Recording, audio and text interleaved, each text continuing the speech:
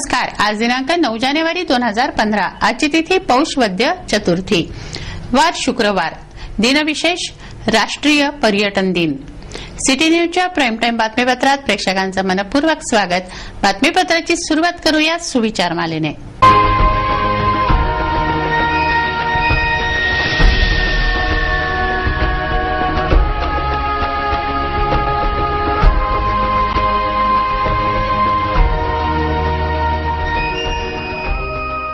आता बघूया बातमीपत्रातील ठळक बातम्या.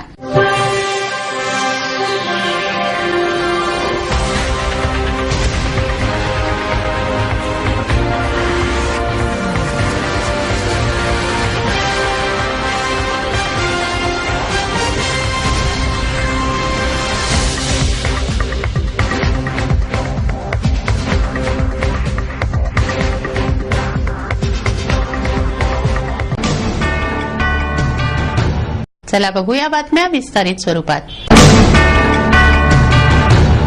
बातमीपत्रात टाकूया सामाजिक व राजकीय घडामोडींवर एक नजर. तहसील कार्यालयातून संजय गांधी निराधार योजना, श्रावणबाळ आदी विविध योजना राबवल्या जातात. लाभार्थ्यांना मानधन दिलं जातं. यामध्ये होणाऱ्या भ्रष्टाचाराने कळस गाठणारी घटना तेथील उपलेखापालांनी उघड केली आहे. निराधार योजनांचा शासकीय पैसा अधिकाऱ्याने खासगी बँकेत फिक्स मध्ये टाकलाय. उपलेखापाल विघ्ने व लाभार्थ्यांच्या वतीने सिटी न्यूजने हा मुद्दा पालकमंत्र्यांकडे मांडला असता तातडीने कारवाईचं आश्वासन पालकमंत्री प्रवीण पोटे यांनी दिलंय. निराधार, परित्यक्ता, विधवा यांच्यासाठी शासन योजना राबवतं. त्यांच्या आधारासाठी असलेल्या या आर्थिक योजनांमधील मलिदा अधिकारी गट्ट करत असल्याचं दिसून आलं आहे. अमरावती तहसील कार्यालयातून संजय गांधी निराधार योजना, श्रावणबाळ योजना राबवल्या जातात. संजय गांधी निराधार योजनेचा पैसा अधिकाऱ्याने खासगी बँकेत फिक्स डिपॉझिट म्हणून टाकलाय, अशी खळबळजनक माहिती उघड झाली आहे. संजय गांधी निराधार योजनेचा शासनाकडून मिळणारा निधी स्टेट बँकेत जमा होतो. हा पैसा काढण्यासाठी योजना अधिकाऱ्यांची स्वाक्षरी लागते. संजय गांधी निराधार योजनेचे अधिकारी SB गुडदे यांनी स्टेट बँकेतील योजनेची 2,60,00,000ची रक्कम एक्सिस बँकेत टाकली, तीही फिक्स डिपॉझिट म्हणून. योजनेचे उपलेखापाल प्रदीप महादेवराव विघ्ने यांनी हा भ्रष्टाचार उघड केला व पूर्ण माहिती जिल्हाधिकाऱ्यांना दिली. मात्र त्यांनी अद्यापपर्यंत कोणतीही कारवाई केलेली नाही. एक्सिस बँकेचे बँक स्टेटमेंट तपासलं असता 17 एप्रिल 2014ला 2,60,00,000 रुपयांची रक्कम अनियमितरित्या फिक्स डिपॉझिट करण्यात आली.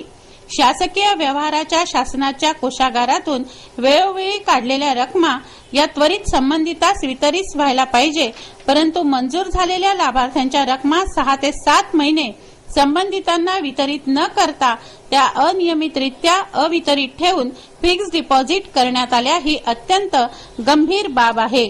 अधिकारी गुडदे यांनी हा पैसा का काढला, तो खासगी बँकेत का टाकला, फिक्स डिपॉझिट का केलं, कोणाच्या नावे केलं, अशा साऱ्या प्रश्नांचं मोहोळ या भ्रष्टाचाराने उठलं आहे. 9 डिसेंबरला उपलेखापाल विघ्ने यांनी जिल्हाधिकाऱ्यांना माहिती देऊनही कारवाई न झाल्याने लाभार्थी व उपलेखापाल यांच्या वतीने सिटी न्यूजने पालकमंत्री प्रवीण पोटे यांना ही माहिती दिली. विघ्नेंच्या कागदपत्रांसह ही माहिती दिली असता त्यांनी निवेदन स्वीकारून तात्काळ आदेश दिले व दोषींवर कारवाई करण्याचं आश्वासन दिलं आहे.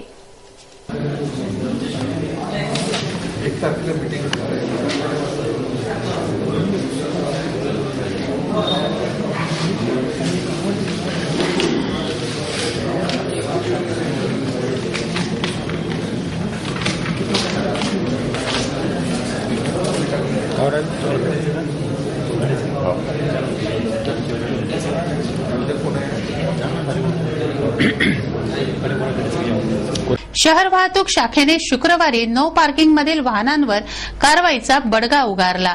सकाळी 10 ऑटो व 1 टाटा मॅजिक गाडी वाहतूक पोलिसांनी डिटेन केली. रस्त्याच्या दुतर्फा उभ्या असलेल्या नो पार्किंग मधील वाहनांमुळे वाहतुकीला अडथळा होतो, तसंच अपघातांचीही शक्यता बळावते. यासाठी शहर वाहतूक शाखेने राजकमल, राजापेठ, इरविन या वर्दळीच्या चौकांमध्ये कारवाई केली व सकाळी 10 ऑटो व 1 टाटा मॅजिक असे 11 वाहनं शहर वाहतूक शाखेत जमा केले. अमरावती महानगरपालिकेच्या स्थायी समितीची सभा घेण्यात आली. 12.5 कोटींच्या निधीतून नाली बांधकाम, रस्ते बांधकाम, सभागृह, मंदिर आदी कामं करण्यात येत आहेत. ही कामं रखडली होती. या कामांना चालना मिळण्यासाठी त्याचा दर्जा चांगला असावा यासाठी बैठक घेऊन चर्चा करण्यात आली. स्थायी समितीची बैठक आयोजित करण्यात आली होती. या बैठकीमध्ये प्रामुख्याने जे प्राथमिक सोयी सुविधासाठी 12.5 करोड रुपयाचा जो निधी आला होता त्या निधीचे टेंडर्स प्रकाशित झाले आणि त्याचे अग्रीमेंटसाठी स्टँडिंगमध्ये आलं होतं. तेव्हा त्या अग्रीमेंट त्या कामामध्ये असं आढळलं की सर्व कामं बिलो आहे. काही कामं 10%, काही कामं 15%, काही कामं 20% असे बिलो असल्यामुळे आणि आपण पाहत आहे मागील काही दिवसामध्ये शहरामध्ये बऱ्याच ठिकाणी जे बिलोची कामं आहे, नवसारी असो, त्याचप्रमाणे आनंद विहार, पंचवटी असो, गोपालनगरचा विषय असो, या कामामध्ये निकृष्ट दर्जाचे काम झाल्याची तक्रार नागरिकांची येत आहे आणि हे सर्व कामं बिलो होते. बिलो असल्यामुळे कसं असतं ते काम बिलो असल्यामुळे ठेकेदार ते काम व्यवस्थित करणार की नाही आणि अमरावतीकर नागरिकांना चांगल्या दर्जाचे कामं मिळाली पाहिजे हा स्टँडिंगचा मुख्य उद्देश असल्यामुळे, स्थायी समितीचा उद्देश असल्यामुळे या कामामध्ये दर्जा मिळाला पाहिजे यासाठी आम्ही आज सर्व जे कार्यकारी अभियंता त्यांना एवढं विचारलं की कामं जे आले आहे ते 15-20% बिलो आहे. तर आपण सर्वप्रथम यांना विचारावं की हे कामं तुम्ही चांगल्या दर्जाचे कशा प्रकारे करणार आहे. त्यामुळे कार्यकारी अभियंता पोतदार यांनी त्यांना लेखी उत्तर मागत आहे. येणाऱ्या 2 दिवसामध्ये सर्व कंत्राटदार ते उत्तर देणार आहे की ही कामं आम्ही कशा पद्धतीने करू.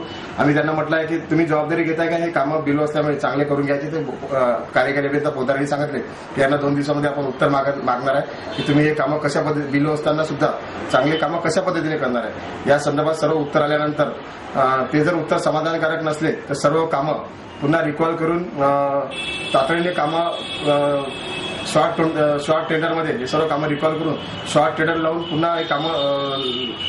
पुन्हा या निविदा प्रकाशित करण्याचं स्थायी समितीने ठरवलं आहे. एसटी महामंडळाच्या बसेस भंगार झाल्या आहेत हे यापूर्वी झालेल्या अपघातांहून सिद्धच झालं आहे.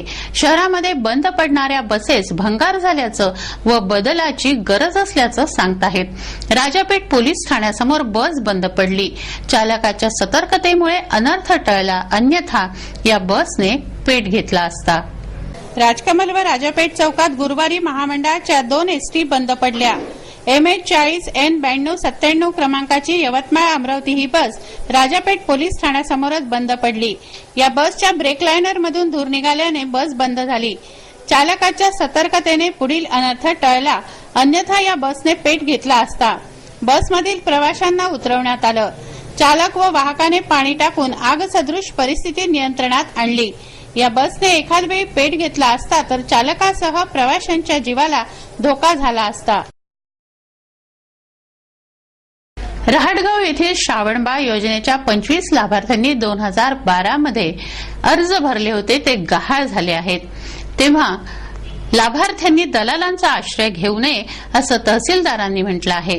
संजय गांधी निराधार योजना, श्रावणबाळ योजनेतील लाभार्थ्यांनी दलालामार्फत अर्ज दाखल करू नये, त्यांनी स्वतः येऊन अर्ज भरावेत असं आवाहन तहसीलदार VD पाटील यांनी केलंय. मान्य जिल्हाधिकारी कार्यालयावर जो संजय गांधीच्या लाभार्थ्यांना वेळेवर प्रदान न होण्याबाबत किंवा काही प्रकरणं गहाळ झाल्याबाबत मोर्चा काही लोकांनी काढला. त्यामध्ये समितीचे सदस्य पूर्वीचे असलेले श्री बाबाराव गायकवाड, भाऊराव पोटे आणि इतर मंडळी यांनी तो मोर्चा आयोजित केला होता.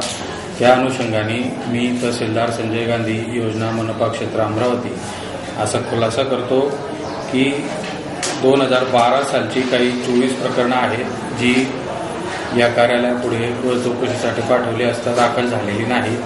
त्याकरिता आम्हाला जबाबदार धरण्यात येऊ नये. त्याचं कारण असं आहे की माझ्या पुढे कार्यालयात प्रकरणं आहेत आणि मी ती समितीपुढे ठेवून मान्यता घेतली नाही तर आम्ही दोषी आहोत. ती लाभार्थी आहेत त्यांच्याकडून नवीन प्रकरणं आम्ही स्वीकारत आहोत आणि नवीन प्रकरणं स्वीकारून गृह चौकशी झाल्यानंतर त्यांना पात्र करून त्यांना न्याय देण्यासाठी आम्ही प्रयत्नशील आहोत.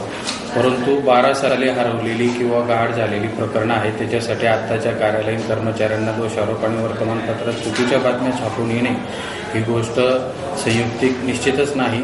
त्याचबरोबर वर्धा आणि अमरावती जिल्ह्यात डायरेक्ट बेनिफिट ट्रान्सफर म्हणजे शासनाचा हेतू आहे की थेट दिल्लीवरूनच त्यांचे पैसे लाभार्थ्याच्या बँक खात्यात पडावेत, लाभार्थ्याला अनुदान यथाशीघ्र विनाविलंब जमा व्हावं याच्याकरता प्रायोगिक तत्वावर अमरावती जिल्ह्यात योजना शासनाने लागू केली आणि त्या योजनेमध्ये प्रायोगिक तत्वावर असल्यामुळे काही लाभार्थ्यांच्या खात्यावर पैसे जमा होण्यात विलंब होत आहे. ती ऑनलाईन प्रक्रिया असल्यामुळे ज्याला आधार लिंक केलेला आहे दुसऱ्या खात्याला, त्या खात्यावर पैसे जातात. अशा काही तांत्रिक अडचणी त्याच्यामध्ये आहेत, पण ते दूर करण्याचे आम्ही जशा तक्रारी प्राप्त होतात तशा तक्रारी दूर करण्याचा प्रयत्न आमच्या स्तरावर आम्ही करतो आहोत आणि जवळपास 3780 लोकांना आज रोजी आपण थेट डीबीटी प्रणालीद्वारे अनुदान त्यांच्या खात्यावर अमरावती शहरामध्ये मनपा क्षेत्रात जमा करतो आहोत आणि या ठिकाणी जवळपास मोठ्या संख्येने जवळपास 200 दलालांची टोळी सक्रिय आहे, जी लाभार्थ्यांना तुमचं प्रकरण पास करून देतो म्हणून मोठ्या प्रमाणात लाभार्थ्यांची आर्थिक पिळवणूक हे लोक करतात आणि स्वतःच्या घरी गठ्ठा प्रकरणं लाभार्थ्यांची स्वीकारली जातात आणि ती 50 प्रकरणं 60 प्रकरणं आणून या ठिकाणी दाखल करतात आणि मग लोकप्रतिनिधींचं नाव सांगून त्याच्यामध्ये दबाव टाकतात आणि कर्मचाऱ्यांवर वेगवेगळ्या अधिकाऱ्यांवर दबाव टाकून ही चुकीची प्रकरणं पात्र करण्यासाठी जे लाभार्थी निकषात बसत नाही, उत्पन्न मर्यादा असेल, वयाची अट असेल, शेवटी आमची भूमिका अशी आहे की शासना पात्र लाभार्थी वंचित राहायला नको आणि जो चुकीचा लाभार्थी आहे, श्रीमंत लोकांना ही योजना 21,000च्या आत उत्पन्न ज्यांचं वार्षिक उत्पन्न आहे अशा लोकांच्यासाठी आहे. पात्र लोकांनाच योजनेचा लाभ मिळावा आणि धनदांडग्यांना, श्रीमंतांना या योजनेचा लाभ मिळू नये अशा प्रयत्नातून मग या काम केल्यानंतर हे दलाल लोकांच्या सर्व इथं म्हणजे यांच्या दुकानदाऱ्या बंद झाल्यामुळे म्हणा किंवा कसं त्याच्यातून हे सगळं तक्रारी मोर्चाचं आयोजन केल्या जाते. गठ्ठा प्रकरणं दर सोमवारी वयोवृद्ध लोक, विधवा महिला, अपंग नागरिक सोमवारच्या दिवशी या ठिकाणी तलाठ्यांपुढे प्रकरणं दाखल करतात आणि रांगेत उभं राहून जवळजवळ 1-1, 2-2 तास रांगेत उभं राहून प्रकरणं दाखल करतात. त्यांची प्रकरणं घ्यावीत का कोणी बंगल्यावर स्वीकारलेली गठ्ठा प्रकरणं व्यक्तिगत या ठिकाणी दाखल करावीत. मग या लाभार्थ्यांचं काय, जे रांगेत उभं राहून शिस्तीत प्रकरण आपल्याला दाखल करतो आहे त्यांची प्रकरणं घेऊन स्वीकारणे मान्यतेसाठी ठेवणे समितीपुढे काही यांची गठ्ठा प्रकरणं, मग आमच्यापुढे आम्ही गठ्ठा प्रकरणं कोणाचेही स्वीकारू नये असे शासनाचे निर्देश आहेत. शासनाचं पत्र आहे की एक गठ्ठा प्रकरण कोणी दाखल करत असतील मोठ्या संख्येने तर ते स्वीकारू नये. त्या गोष्टीला आम्ही विरोध केला आणि मग यांचे हितसंबंध जोपासल्या गेले नाही यांचं, त्याच्यामुळे यांनी हे सगळं मोर्चाचं आयोजन आणि प्रशासनाची बदनामी करण्याचा हा सगळा प्रकार सुरू आहे.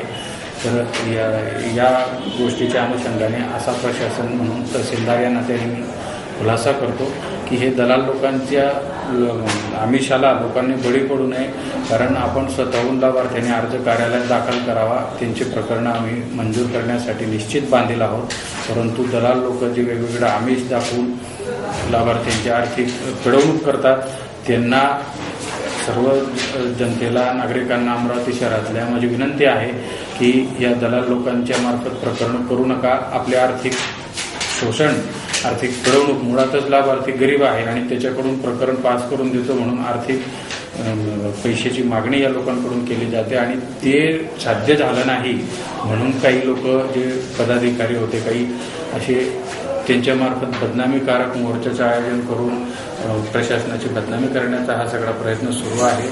तरी याचा विचार सखोल जनतेने करावा आणि आपलं प्रकरण शासकीय कार्यालयात सोमवारच्या दिवशी या कार्यालयात दाखल करावं. आपल्याला निश्चित न्याय मिळेल.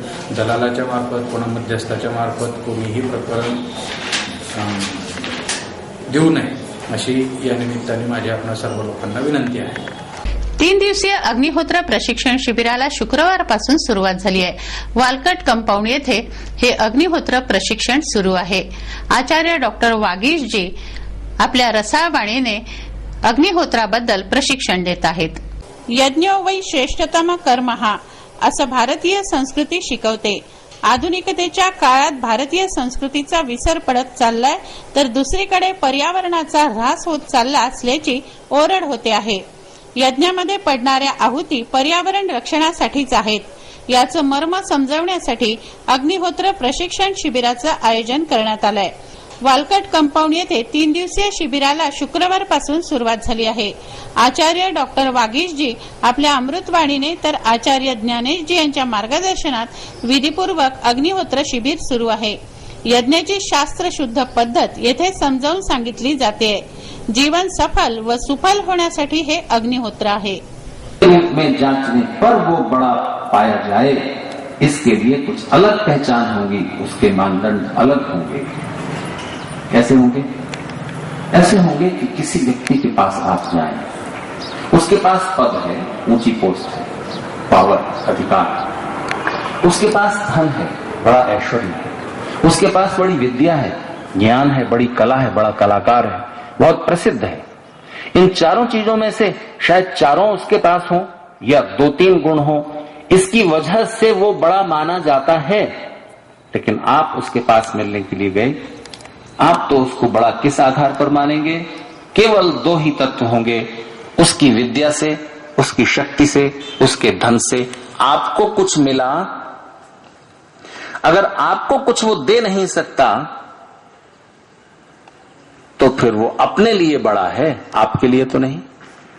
किसी बड़े व्यक्ति के पास, किसी बड़े तत्व के पास बैठकर आप भी कुछ बड़े होकर लौटे, आप में भी कुछ बड़प्पन आ गया, आपके अंदर भी कुछ महानता आ गई.